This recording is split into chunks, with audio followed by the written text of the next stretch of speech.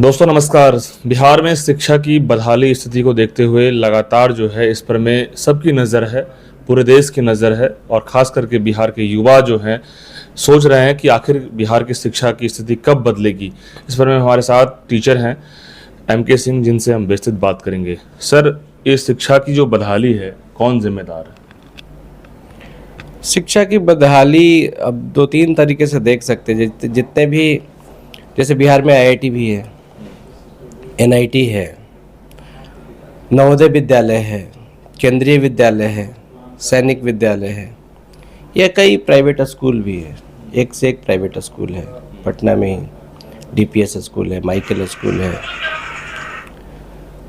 हर district level में आपको दो चार स्कूल मिल जाएगा, एकदम शानदार शानदार। उनमें खूब अच्छा पढ़ाई होता है, एकदम नेशनल लेवल का, इंटरनेशनल लेवल का पढ़ाई होता है। लेकिन बिहार के प्राइमरी और मिडिल और हाई स्कूल की हालत जो है, दूसरा सेक्शन जो है वो बिहार सरकार जो मैनेज करती है, बिहार सरकार जो मैनेज करती है उसमें बदहाली कह सकते हैं। उसका कई कारण है। पहला, जो बच्चा उसमें पढ़ाई करता है, एक तो उसके फादर वादर इतने गरीब हैं कि आप खुद से अपने बच्चे को स्कूल भेजते भी नहीं। उसके लिए मिड डे मील देना पड़ता है, खाना देते हैं तो भेजते हैं। इससे सोच सकते हैं कि लोग का खुद का ही जब जागृति ना हो कि मेरे बच्चे पढ़ेंगे कि ना पढ़ेंगे, तो उनका अब जीवन भगवान भरोसे ही माना जा सकता है। दूसरा, उनको जो मैनेज करने के लिए जो टीचर्स हैं, जैसे अभी बिहार में 4 लाख टीचर्स का रिक्रूटमेंट हुआ, पहले से भी टीचर्स होंगे। इतने सारे सिचुएशंस में आप देखेंगे कि उनकी जो बहाली प्रक्रिया है, कई बार उनकी बहाली प्रक्रिया ठीक होती है और कई बार उनकी बहाली प्रक्रिया ही ठीक नहीं होती है। जैसे वो टैलेंट को साइड रख के डिग्री को वैल्यू कर देते हैं। जैसे अभी रिसेंटली जो बहाली हुआ था, उसमें उनका जो था कंडीशन DLED चाहिए, BEd चाहिए। अब जो DLED BEd किया रहेगा वही ना।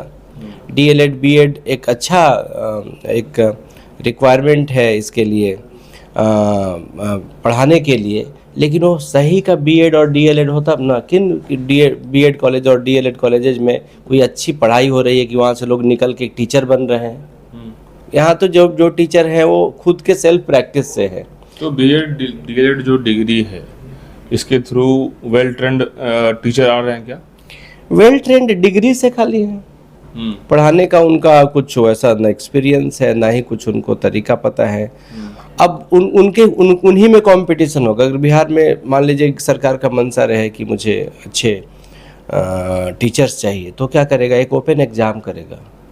उस एग्जाम में कहेंगे कि सब कोई बैठ सकता है, सब कोई बैठ सकता है। वो BEd DLED अगर ट्रेनिंग देना ही है तो बाद में दे लेंगे वो लोग। हुआ था ऐसा बहाली 1994 में, एक बार ऐसा बहाली हुआ था, 1999 में हुआ था। बहुत टैलेंटेड लोग आए थे। इधर भी बीच में सीटी उसके बाद ये BPSC जो एग्जाम ले रही है टीचर लोगों का, क्या इसमें टैलेंटेड लोग आ रहे हैं? कुछ लोग हैं, जैसे जो CTET और STET पास हैं, वो लोग ठीक ठाक हैं। पर उनका मॉनिटरिंग सिस्टम भी रॉन्ग है ना। जैसे मैं मान लीजिए कि बहुत टैलेंटेड एक आपने टीचर ढूंढ लिया और उसका मॉनिटरिंग सिस्टम ठीक नहीं है। रोज जैसे आपने कोई कर्मचारी लाया अपने सिस्टम में, तो रोज कर्मचारी का आप डेडलाइन देंगे ना कि भाई मुझे ये काम करके दो, तुम्हारे काम की गुणवत्ता को भी मैं चेक करूंगा, तब ना वो दिन भर अच्छे से काम करेगा।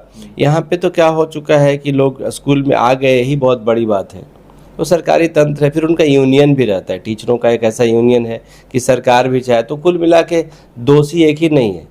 वो सरकार चाहे तो वो हड़ताल कर देंगे अभी वो। लेकिन शिक्षा मित्र में बहुत सारे लोग जब बहाल हुए, कई सारी महिलाओं को जब देखिएगा तो उन्हें बेसिक तौर पे कोई चीज़ की जानकारी भी नहीं है। वो लोगों की पेमेंट आज के डेट में 40,000, 45-50,000 पे जाने वाला है। तो सरकार की जो ये बहाली था, इसका क्या कोई मतलब है आपको लगता है?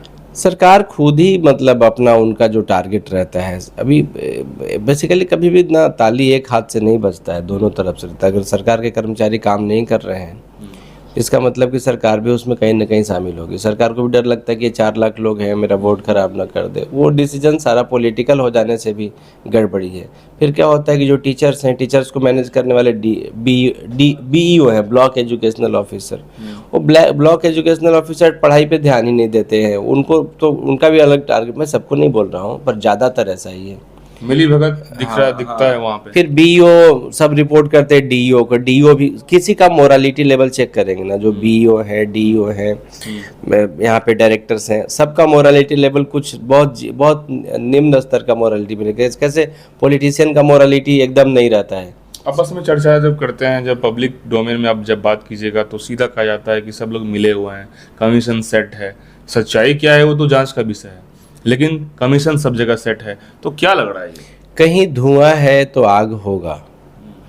अब आप सोचिए ना, बिहार सरकार 40,000 करोड़ रुपए खर्च करती है एजुकेशन पे। बिहार में जितने स्टूडेंट्स हैं, कुछ 20 लाख लोग 10th क्लास में अपीयर होते हैं। 20 लाख लोग 10th क्लास में अपीयर हो रहे हैं तो 10 से मल्टीप्लाई कर लीजिए, 1 से 10 तक क्लासेस है, तो 2 करोड़ लोग बिहार में पढ़ते हैं। 2 करोड़ लोगों के लिए सरकार 40,000 करोड़ खर्च करती है, यानी हर बच्चे पे कितना, 20,000 रुपये सालाना खर्च कर रही है सरकार। 20,000 हुआ ना, 40,000 करोड़ खर्च किया कितने, 2 करोड़ लोगों पे, तो 2 करोड़ से तो कितना हो गया, एग्जैक्टली 20,000 रुपये। तो 20,000 रुपये सालाना खर्च करती है सरकार एक बच्चे पे, तो लगभग 1,500 रुपये महीने टाइप का खर्च करती है। 1,500 रुपये महीने एक प्राइवेट स्कूल का फ़ी होता है, जहाँ पे एकदम प्रॉपर बिल्डिंग रहता है, प्रॉपर टीचर्स पहुँचते हैं। तो ऐसा हो क्यों रहा है? प्राइवेट स्कूल वाले किसी टीचर को सैलरी दे रहे हैं मान लीजिए 15,000, तो उससे 15,000 से ज़्यादा काम करवा लेते हैं। सरकारी स्कूल में 40,000 उनको तोहफा मिल जाता है। आप किसी प्राइवेट स्कूल के टीचर को नौकरी से निकाल दीजिए, कल आपको बोलेगा भी नहीं कि आप मुझे नौकरी पर रख लीजिए, क्योंकि उसको दूसरा नौकरी उपलब्ध है। और सरकारी स्कूल के टीचर को आप निकाल दीजिएगा ना, तो अगले 5 साल तक वो सुप्रीम कोर्ट और हाई कोर्ट में केस लड़ेंगे। इससे क्या साबित होता है कि उनको बेसिकली एक वो मिल गया था, मतलब अपॉर्चुनिटी। इतना करोड़ों का करोड़ जो पैसा आ रहा है, तो इंफ्रास्ट्रक्चर क्यों नहीं बदल रहा है? सरकारी स्कूल की जो प्राइमरी, मिडिल की जो हाई स्कूल की स्थिति है, अभी भी आप देखिएगा गांव के सुदूर एरिया में बद से बदतर है। इंफ्रास्ट्रक्चर में क्यों नहीं चेंजिंग आ रहा है? बेंच डेस्क नहीं है बच्चों के पढ़ने के लिए। बेंच डेस्क में वो क्या करते हैं ना, कि जैसे आप किसी को मान लीजिए कि कोई गड़बड़ी की, आपके स्कूल में आप देख रहे हैं कि 5 टीचर हैं, 5 टीचर को 40-40 हज़ार वेतन मिलता है। उस पूरे 5 टीचर मिलके 50 बच्चों को पढ़ा रहे हैं, 100 बच्चों को पढ़ा रहे हैं, बच्चे कुछ आउटकम नहीं आ रहा है, तो आप सोचेंगे कि तो गड़बड़ है, मैं शिकायत करूं। आप शिकायत करने के लिए बीईओ के पास जाएंगे, फॉर्मली आपसे एप्लीकेशन लिखवा लेंगे शायद वो, और कुछ एक्शन नहीं लेंगे। एक्शन लेने जाएंगे तो फिर बाद में वो टीचर्स को वो उनसे हो सकता है घूस ले ले। फिर हो सकता है आप डीईओ के पास जाएंगे तो डीईओ पहले से बीईओ के साथ मिले हुए हैं, वो पूरा तंत्र इतना बना हुआ है। बीईओ डीईओ ही नहीं, बाद में वो पॉलिटिशियंस भी मिक्स्ड हैं। अब तो सुनते हैं कि टीचर से आसपास के जो टोला सेवक और जो वार्ड सदस्य और जो छोटे छोटे, वो भी उनसे घूस लेते हैं कि हमारा, उनका कुछ तो सरकार ने किया था कि आपको चेक करना है रोज, वो भी उनके पास जाके चेक करते हैं और 200 रुपये वो भी घूस लेके आते हैं। इसमें क्या होता है कि आमतौर पे जब हम विजिट करते हैं गांव घरों में, तो जो गांव एक्टिव है, जो गांव के लोग, जो उसमें कुछ शिक्षित लोग हैं, वो बढ़ चढ़ कर इसमें देखते हैं कि नहीं कहाँ क्या मिस हो रहा है, कहाँ क्या कमी हो रही है, कौन किस तरीके से क्या कर रहा है, तो वहाँ एक्टिव है। वहाँ के टीचर लोगों की नज़र है कि नहीं इस गाँव में इधर उधर करेंगे तो मामला फंसेगा। लेकिन सुदूर गाँव में तो कोई कुछ कहने वाला ही नहीं, उसका फायदा उठ रहा है। आपको लग रहा है ये? देखिए कुछ ऐसे, मतलब दलदल इतना बड़ा है ना कि मतलब कुछ होप तो कैसे, आपको आसमान में उठना है और आसमान कहाँ तक है पता ही नहीं है। पर आम आदमी को ये दिखता है कि भाई सरकार खर्च कर रही है, सरकार भी कहाँ से खर्च कर रही है, लोगों से टैक्सी वसूल के तो खर्च कर रही है। लेकिन वो पैसा यदि फंड आता भी है, नहीं यहाँ पे बेंच डेस्क उपलब्ध होनी चाहिए, ये होना चाहिए, शौचालय होनी चाहिए। यहाँ पे सरकारी स्कूल में लड़की का शौचालय नहीं है, एक ही में प्रिंसिपल, टीचर, बच्चे, बॉयज़ गर्ल्स सब एक ही में जा रहे हैं, यहाँ तक कि गेट का भी हाल बहुत बुरा है। तो ऐसे में सवाल तो उठता है ना। वो कुल मिला के राजसी ठाट बाट में हो गए सबको, जैसे अपॉर्चुनिटी जैसा। आप सरकारी कर्मचारियों को निकाल नहीं सकते, निकालेंगे तो हाई कोर्ट जाएंगे।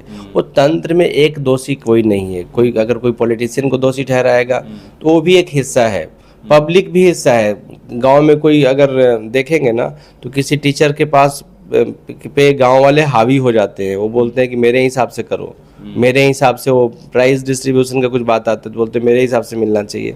वो कुल मिला के बात ऐसा है ना कि जो भी सिस्टम है ना, सिस्टम में अगर आप कुछ किसी का गलती मिला और गलती का सजा नहीं मिलेगा उसको ना, तब वो सुधरेगा नहीं, उसका मन और बढ़ जाता है। तो कुल मिला के अभी सोचिए ना, मेडिकल एसोसिएशन ने हड़ताल कर दिया था, मेडिकल भी हड़ताल करने की चीज़ है, लेकिन सरकार कुछ नहीं कर सकती, सरकार करेगी तो अच्छा, और मीडिया वालों को भी अलाउ तो बंद हो गया ना। सरकारी संस्थान पढ़ाई लिखाई जहाँ होती है स्कूल कॉलेजेस में, अब मीडिया का एंट्री नहीं है, वो भी स्पेशल परमिशन जब लेगा तभी वो जा सकता है। तो कैसे दिखाया जाएगा, सच्चाई क्या है? रंगदारी भी कह सकते हैं इसको, वो लोग रंगदारी करते हैं कि भाई नहीं तुमको घुसने देंगे, अब नहीं घुसने देंगे तो नहीं घुसने देंगे। और दूसरा मीडिया वालों ने भी थोड़ा सा, हम बोले ना दोनों हाथ से ताली वाला बात है। कई मीडिया में भी लोग हैं वो थोड़े इतने हिम्मती हो चुके हैं कि वो सीधे जाके वो माइक ही घुसेड़ देते हो सामने वाले के मुंह में।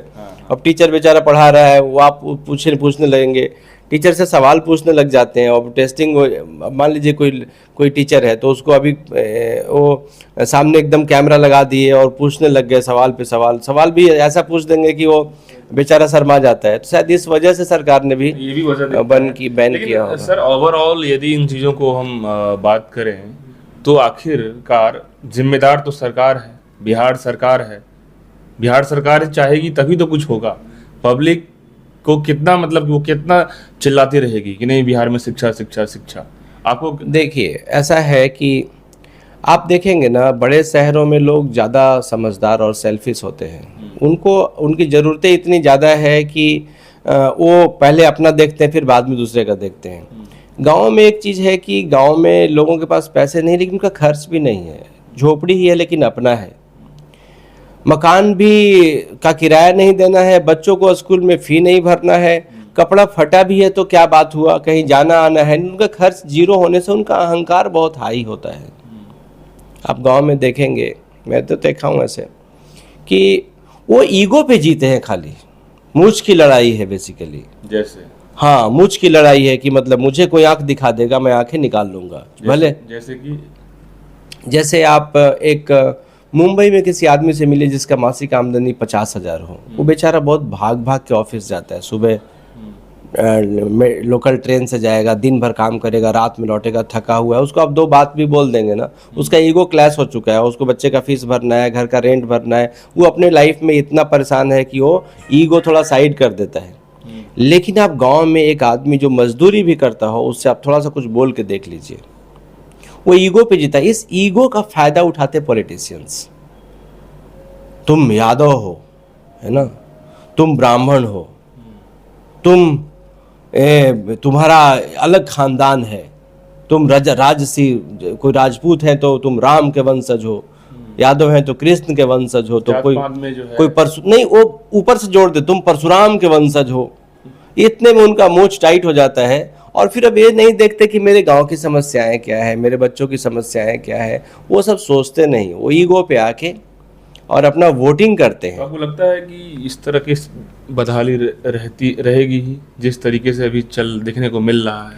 कुल मिला के टीचर की आवश्यकता होती है समाज में।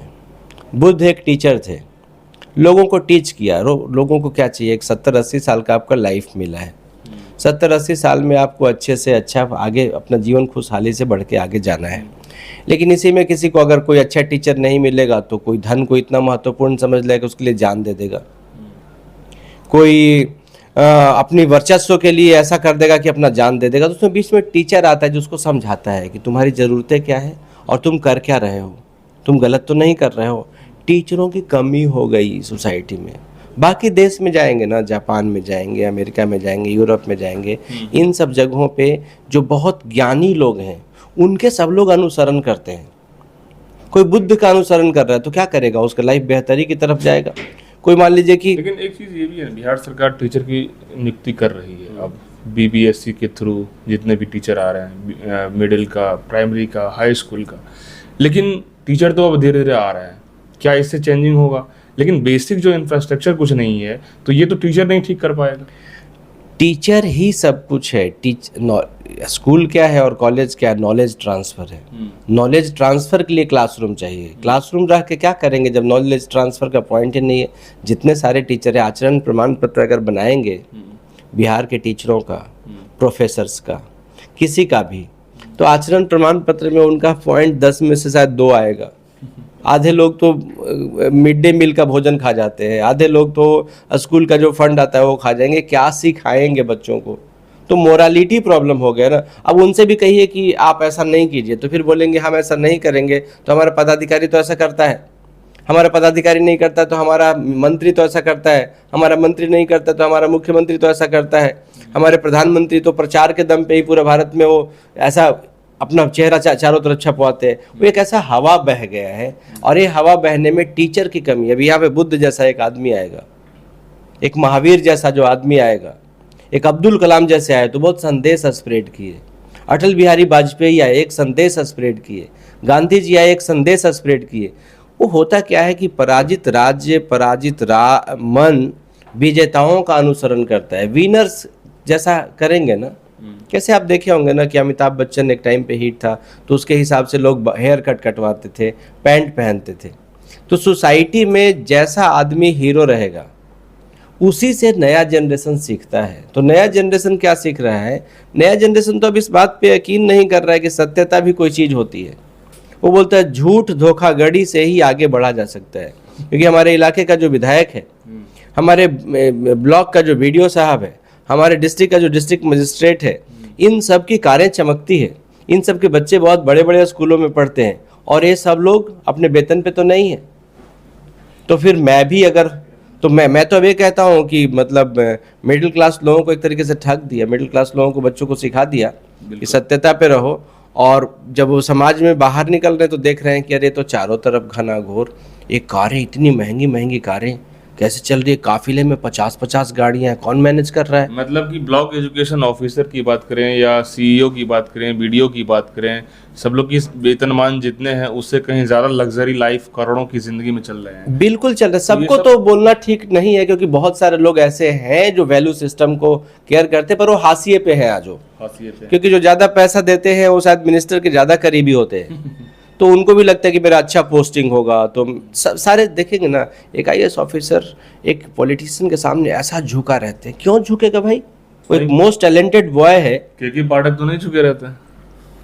के पाठक झुके रहते हैं कि नहीं झुके रहते, ये बात भी आप नहीं कह सकते। कई बार इंसान का दो चेहरा होता है, लोग मास्क पहनते हैं आपके सामने, कुछ वहाँ पे कुछ वहाँ पे कुछ, पर फिर भी मैं मानता हूँ के पाठक को मैं बाकियों से ठीक ही मानता हूँ। तो अब सोचिए ना कि एक आईएएस ऑफिसर कभी कभी देखेंगे वो मिनिस्टर को बॉटल का पानी पकड़ा देता है, जरूर उसे फेवर चाहता होगा। नहीं तो लालू के समय में अभी भी लग रहा है आपको? अभी भी है वो मैं तो जानता हूँ जितने सारे लोगों को, मानसिकता ही अभी भी बनी हुई है ये सब। अगर बिहार में 250 आईएएस ऑफिसर्स हैं, 250 आईएएस ऑफिसर में से 200 आईएएस ऑफिसर्स किसी न किसी के चमचे बन जाते हैं। यही हालत है। तो दोस्तों, बिहार की बदहाली, शिक्षा बदहाली स्थिति क्यों है, इस पर में हमने विस्तृत चर्चा किया है। स्पष्ट रूप से साफ है कि बिहार में प्राइमरी हो, मिडिल हो, हाई स्कूल की बात करें, कॉलेजेस की बात करें, तो सब लोगों की मिली भगत है। इवन कि आपको block education officer, CEO, BDO जो भी लोग हैं, डिस्ट्रिक्ट लेवल पे जो भी लोग हैं सरकारी पदाधिकारी, वो लोग संलिप्त हैं। जैसा कि बताया जा रहा, संलिप्त इन द सेंस ये कि यदि वो एक्टिव रहेंगे तो बिहार की शिक्षा व्यवस्था तो अच्छी होगी ही। लेकिन अब जिस बिहार में ऊपर से सिस्टम ही इस तरह की मानसिकता से बनी हुई है, ऊपर के सिस्टम से ही जब नीचे के लोगों पे वो ऐसा इंस्पेक्शन नहीं हो रहा है, तो फिर सिस्टम तो कोलैप्स होगा ही। यही निशानी है बिहार की, जो शिक्षा लंबे समय से बदहाल है और अभी भी बिहार में कोई परिवर्तन नहीं दिखता नजर आ रहा है। एक चीज़ और मैं कहना चाहूँगा, मॉनिटरिंग, जैसे प्राइवेट स्कूलों में सभी चीज़ें अच्छा कैसे चलता है, कोई मॉनिटर अच्छा करता है। हाँ, कोई मॉनिटर कर रहा है, कोई उसमें इन्वॉल्व है, उसके कैरियर से जुड़ा हुआ चीज़ है। वो किसी भी कीमत पे नहीं चाहेगा कि स्कूल में आज छुट्टी हो जाए, किसी भी कीमत पे कोई टीचर का वो कोई पीरियड खाली चला जाए, ऐसा नहीं होने देगा वो, तभी उसका स्कूल चलता है। तो सरकारी स्कूलों में भी हो सकता है, लेकिन सरकारी स्कूल इतना बड़ा तंत्र हो गया है ना। जैसे आप ऐसे एक उदाहरण समझिए, एक कंबाइंड फैमिली है जिसमें चाचा जी 4 भाई हैं, दादाजी भी 2 भाई हैं। अब उसमें कुछ बात होगा ना कि घर बनना चाहिए, कि ये होना चाहिए, तो 4 तरफ से कोई कहेगा कि बनना चाहिए, कोई कहेगा नहीं बनना चाहिए, तो कोई डिसीजन ही नहीं हो पाएगा। न्यूक्लियर फैमिली तुरंत हो जाता है। तो वैसे ही ऑटोनोमस सिस्टम होना चाहिए सब। जो भी यूनिवर्सिटीज ऑटोनोमस है ना, आईआईटी वालों को इससे पूछना नहीं है कि मुझे क्या करना है। आईआईटी आईआईएम जो भी है, हाँ, पटना यूनिवर्सिटी चलाना है तो उसमें राज्यपाल जो रहेंगे उनका एक अलग रहेगा, कुलपति रहेंगे उनका अलग रहेगा, वहाँ के जो प्रिंसिपल रहेंगे उनका अलग रहेगा। इतना तंत्र बनता है ना। साथ साथ में अपने कर्मचारियों को अगर वो प्रेशराइज करना चाहेंगे तो कर्मचारी हाई कोर्ट सुप्रीम कोर्ट भी जाने को तैयार है, उनका यूनियन भी बना हुआ है।